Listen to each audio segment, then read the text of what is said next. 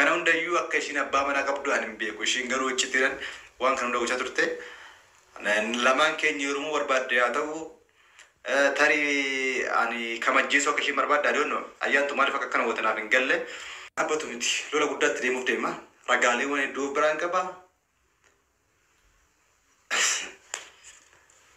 bicha paartii lammaffaan waan nama jibbisiisu ta'uuf deema paartii lammaffaan waan nama jibbisiisu ta'uuf deema yaame kaameraa dhaabees gara YouTube kan siniif YouTube kana subscribe gochuun dagatiraadha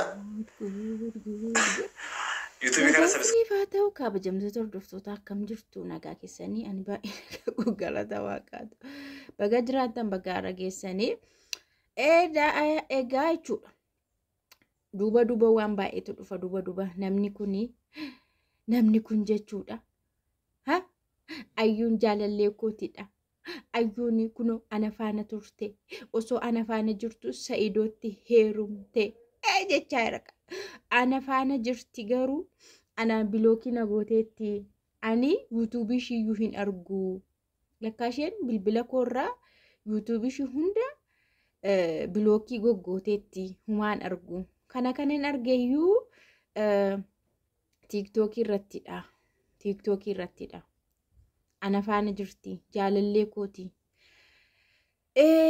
kuno viidiyoo ragaa gadi baafate jechuudha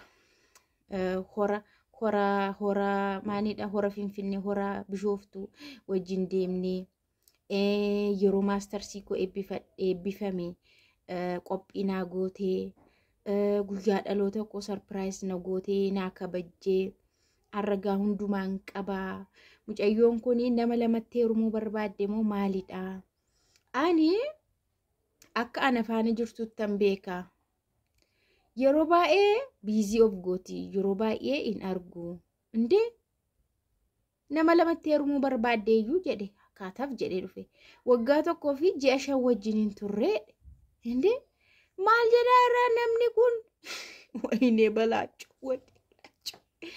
amma kana hundumaan hin agarre jechuu barbaade moo maal amma kana girriin ka'u nuniyyuu Adaama deemnee cidha nyaannee sargi nyaannee nyaata nyaanne kana Yaman deemnee gallee waan baay'ee hojjenne laal bifni keenya iyyuu qayyarame kana eessa ture dhufe namni kun har'a kee maaliif dhufe ayyuu biraa hin fixanne moo dhugumatti ragaa qaba la viidiyoo garaagaraa qaba viidiyoo jaalalleewwanii qaba viidiyoo isaa guutuu yoo ilaaltan jechuudha akkuma jaalalleewwan kamillee wal faana dabarsanitti laayfi viidiyoo qaba namni kun ragaa baay'een qaba amma Sa'iidoolleen dhiisuu nan fahama jaartiin qaba jedhanii jedhe anillee ishee hin dhiisu amma isheen umurii koo jireenya kootti taphatte amma isheen natti taphatte ayyuu yoo ani ittiin taphatini amma deebi'ee yeroon dhufu ittan taphadhaa ayyuu ittiin taphadha natti taphatteetti maal akka isheen barbaadde hin beeku lamaan keenyatti oskitee heerumuuf immoo akkamii jechaa jira namni kun jechuudha ante yaa rabbi kiyya akkam gadi ba'ee dhiirri bara kana ani karaa lama yaade waan kana durbii jechuudha durboonni shamarranii nama tokko hin jaallatu ittiin dhiyaatu yoo walii galuu baatan immoo laayifis faana dabarsuu danda'u yeroodhaa booda addaan bahuu danda'u yeroo laayifii dabarsitu keessatti garuu boor addaan hin bahaa ittee of hin qusattu kun uummata keenyaatti gaafa jaallatanii itti xallaq jedhanii galan addaan waan bahamuun fakkaatu namni kamu mortuu miti kaan addaan hin baachaa kan deemu addaan boomsi waa itti mul'anneef laayifii isaanii fataa godhaniitu dabarsu gaafachi baan immoo ragaan lafa taa'eetu darbaa jechuudha seenaan taa'ee darba maybe ayyuun isa faana ta'uu dandeessi hin beeknu dhugaas ta'uu danda'a jaalallee isaa ta'uu dandeessi garuu addaan bahuu immoo danda'u erga addaan baan immoo dhuftee Sa'iidootti heerumuu dandeessi inni immoo taa'ee kee ciisee kee abjuu laallatee abjuun ta'uu fidinaan qajeeluu fidinaan kataf jedhee yoo dhufe amma maal jenna gaash kun maal jedhama kun amma nama jeequu jedhama inaaffaas jechuu dandeenya namni kun miidiyaa irraa dhabame dhagaheen beeku argeen beeku unkaan isa ishee jaalallee isaa himti nu warri daariidha hamma daarii waa'ee isaanii beeknamti waa'ee masaanii miti kan hirriba nu dhowwu ganamaaf galgala siniinis kan hirriba dhowwu simmiti har'a ka'ee Sa'idoodhaan illee jaartiin qabdan jedhu nan gaafadha nan fahamaa ayyuummoon dhiisuu hamma dhumaattuu isheen dhiisu jireenya ishiin balleessaa jechaara namni kun haaloodhaan inaaffaadhaan ol kataf jedhee ka'ee jechuudha. Dhiirri tokko akkasuma yoo ati nama isaa olitti dhaqxee heerumtee si hin inaafa ka'ee fuula isaa dhiqatee dhufee inaafa. Kun reyaalitii jirtudha. Way ayyuun otoo isa faana jirtu to jaalalleessaa taate jirtu dhaqxee Sa'idootti hin heerumtu. Akkamitti sargii kan fakkaatu qopheeffattee okattee heerumne ushummaa miti. Ushummaa itti obboleettiin Sa'idoo. Ushummaa miti. Addabaabayitti kunoo sargii nyaannee sangaa meeqan nu qalame nyaannee coomni isaa ammayyuu nu keessara. Kana hunda namni ta'e kuni ani hin agarree dhiyoo kanan argee. Erga dhiyoo argee immoo nan gaafadhee. Jechuun jaalalleessaa argataateeti yeroo yeroodhaan naasa'u miti yeroo yeroodhaan wal argu miti maa jechuu barbaade moo isuma anarraa adda baatee isatti heerumteen inaafee ifaa ifatti nuun hin jedhure habiibi yoo akkas ta'es nutti nan inaafee jedhe. Dubartoonni uumama isaanii keessattuu filannoo ni barbaadu yeroo baay'ee yoo ati hin taaneef yoo ati ittiin tolle hin deemu kaalas kan si caalu immoo ni argatu. Hunda shamarraniit akkasi.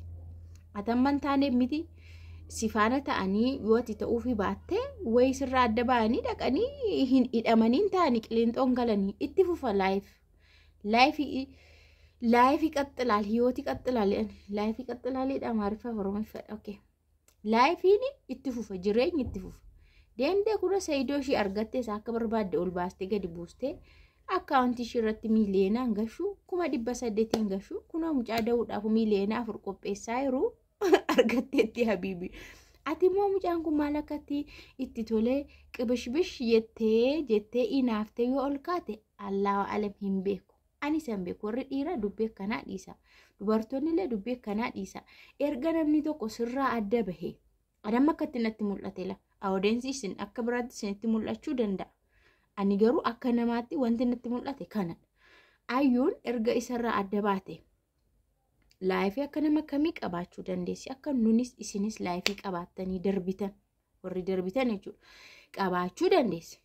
Okay, isa faana ta'uu dinnaan addaan baate waan hin jenne waan dhiisnu immoo hin qabnuuma ayyuun immoo durbuudha. Gaafa heerumte durbummaa qabdi. Wanti barbaachisu immoo kanadha. Si faana laayifii wayii akkanumattiin hiriyummaa wayii akkasumatti bakka waan amma mul'ate kana dabarsuu dandeessi gara fuulduraatti waliin jettanii. Garuu intaloon cimtuu waan taateef Sa'idoon immoo durba fuudhe. Kanaaf durbummaa dhaalamoo ragaa maalii qabna reenu? Akka isheen dhiira hin beekne, akka isheen humaa hin beekne, akka isheen humaa hin goone ragaan keenya durbummaa dhaala humtuu hin jiru. Maajikii hin goonu. Kanaafuu yoonan inaafee naafaa deebitu bakka hin barbaadu ta'e gaa'ila nama jiskuu yookaan jeequuf ta'e ifatti nutti miti haasaa kee haasa'e. Kana ala garuu nagoowwamsite ana wajjin soo jirtu safaana jirti kan jettu kijiba dhiisi inaaffaa dhiisi jechuudha habiibi. Hunduu afaan Oromoo haasofna waan ta'eef wal gorsina. Okay?